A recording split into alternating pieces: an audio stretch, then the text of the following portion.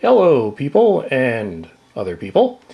Welcome to another edition of my Doctor Who DVD reviews. Today we are looking at the August releases. You can see there, Paradise Towers and the Sunmakers. So we'll start off with the Sunmakers. This is from, I guess you could say, the midway run of Tom Baker's tenure as the Doctor. Focus of this, one of a number of brilliant stories written by Robert Holmes, often considered to be probably the strongest writer in the series. The subject of this, or the focus, revolves around taxation. Now the story goes is Holmes had received his tax bill from the government, was less than pleased, and out came this story, although this is taxation kind of to the extreme. And living in Canada, where our tax rate is a little high, I'm kind of used to being taxed to death, so they say. Yep, Sunmakers, you're taxed to breathe and whatnot, death taxes and all that, and it kind of sucks. DVD extras, kind of the, well, typically what you would expect, your standard making of behind the scenes.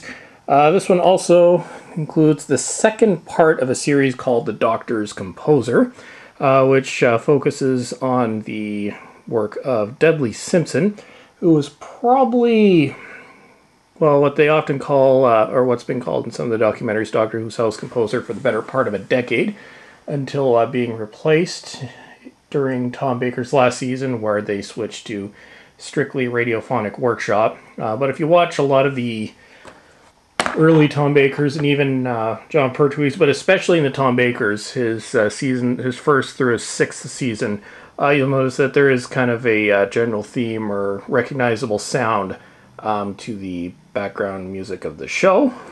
So there we go. Now, what to make of this one? I've said in other DVD reviews, and a lot of people would probably believe, or a lot of people would probably agree with me, when I say that series or season, depending on how you want to put it, 24 of Doctor Who, that was 1987, had its issues.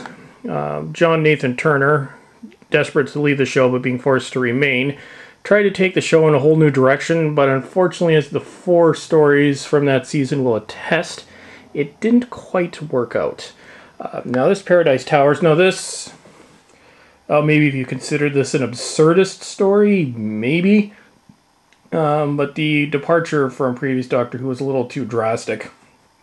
And I can see why a lot of fans were kind of shaking their head when the season first came out.